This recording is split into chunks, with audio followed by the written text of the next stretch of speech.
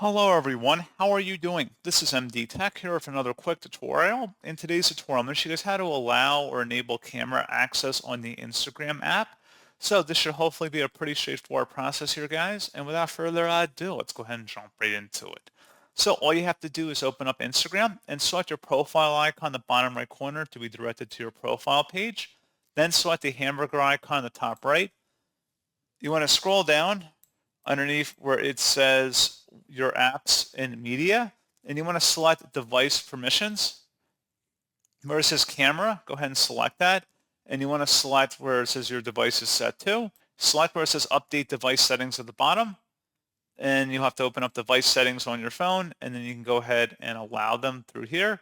So if you're on Android, you would select permissions here, and then you would select camera, and then you would have to either allow only when using the app or ask every time.